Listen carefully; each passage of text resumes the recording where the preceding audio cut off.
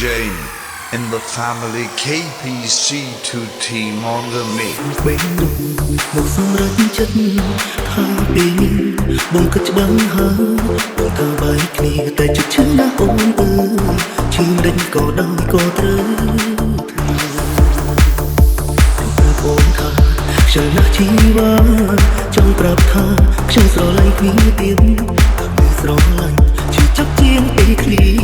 ខំអ្វីទីនោះតែឈឺស្រឡាញ់ធ្លាប់សន្យាថាសាវ៉ាមិនក្បត់គ្នានោះឡើយតែដល់ពេលនេះព្រមផ្សេងអូនអើយគ្មានអ្នកខំឡើយគឺយ៉ាងលែងយកចិត្តគ្នាហើយណាតាមបំពោស្អែកមានង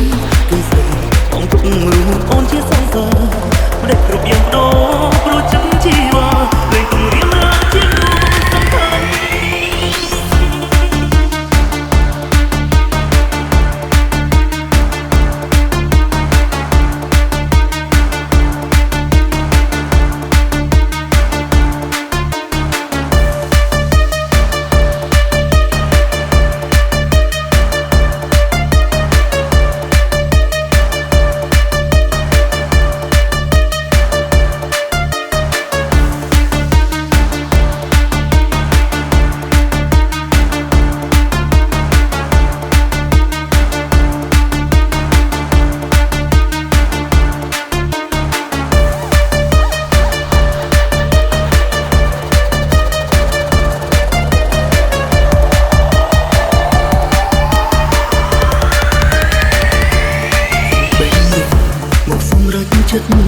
ថាពេលនេះ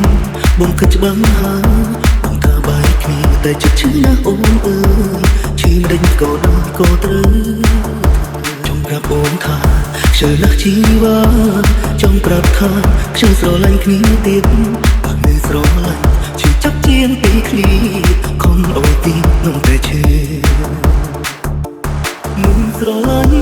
ធ្លាប់សន្យាថាសាវ៉ាមិនក្បត់គ្នានោះឡើយតែដល់ពេលនេះព្រមផ្សេងអូនអើយគ្មានអ្នកខំឡើយគឺយ៉ាងលែងយកចិត្តគ្នាហើយណាតាមបំពោស្អែកមានងគឺស្អែកបងទុករូបអូនជាសង្សារផ្ដេចគ្រប់យ៉ាងដោព្រោះចិត្តជីវ៉ាលែងគំរាមរាជានោះសំខាន់មិនស្រឡាញ់ធ្លាប់សន្យាថាមិនស្អមក្បត់គ្នានឹងឡើយតែដល់ពេលនេះព្រមផ្សេងអូនអើយគ្មានអ្នកខំឡើយគឺយើងលែងយកចិត្តគ្នាហើយណាតាមបំពោស្អែកមានអូនទុករូបអូនជាសង្សារតែគ្រប់យ៉ាងបដូរ